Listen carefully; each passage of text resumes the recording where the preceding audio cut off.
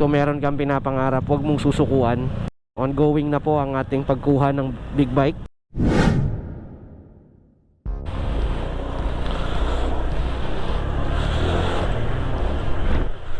See you. What's up mga katodo? Isang magandang hapon po sa lahat. It's Monday afternoon. At ito po, binabaybay po natin ang MLQ Ave ng Taguig. So papasok po tayo today. Actually today medyo mahangin at tingnan nyo, hindi maganda yung panahon kasi ang sinushoot natin to is may bagyong paparating, si Bagyong Betty. Astig yung electric vehicle ni ate. Nice. Okay, so guys, may share ko lang sa inyo ang sinabi ko nga, kaya nga yung purpose nitong channel na to is to lift everyone's spirit up. Yung tipong kung meron kang pinapangarap, huwag mong susukuan kasi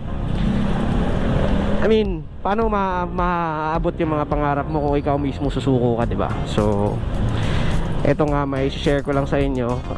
Ongoing na po ang ating pagkuha ng big bike. So hopefully sa awa ng Diyos, pagka winil or pagka inano niya, pag ginusto niya, ibibigay niya sa atin, di ba?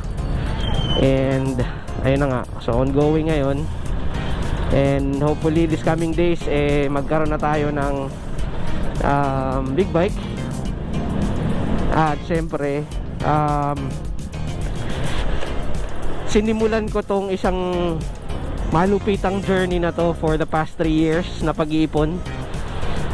Ang dami nating mga pinagdaanan in terms of sa pag-iipon kasi ayun nga, hindi naman lahat na ayon sa base sa plano or sa pagbabudget mo. Maraming mga ups and downs, maraming mga panahon na pinanghinaan tayo ng loob kasi akala natin wala na, kasi ayun nga, may mga budget tayo na hindi kuminsan, or may mga expenses na hindi natin inaasahan, pero eto na yon. So kumuha na ako ng big bike. Supposedly August pa dapat yon, this year ang ating pag-release ng bike, pero may malaking discount na nilabas ang Kawasaki.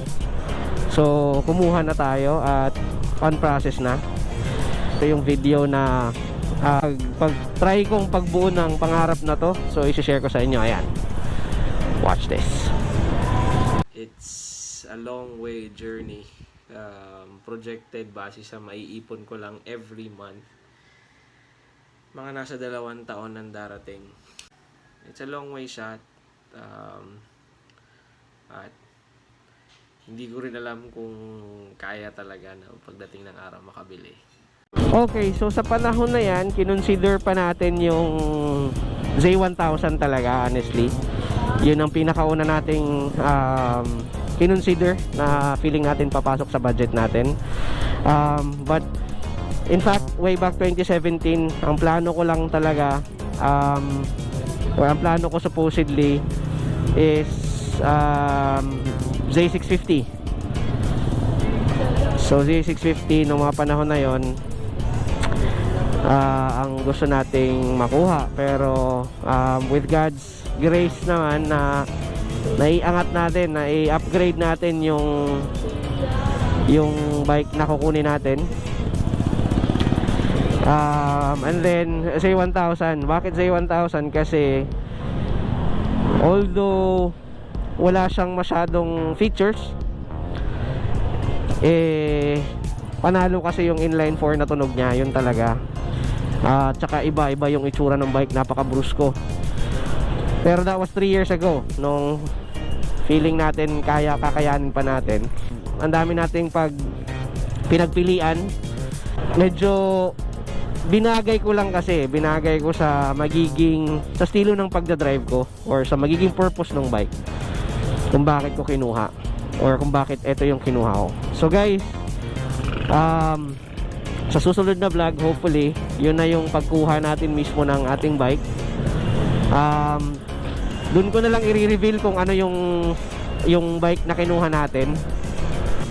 More of long rides kasi ang gusto nating mangyari. At hindi din ako hindi din ako yung tipo ng rider na solid or mas gusto ang sport bike. So itong magiging journey natin dito, i-share ko sa inyo, kasi isang malaking milestone din po ito sa akin na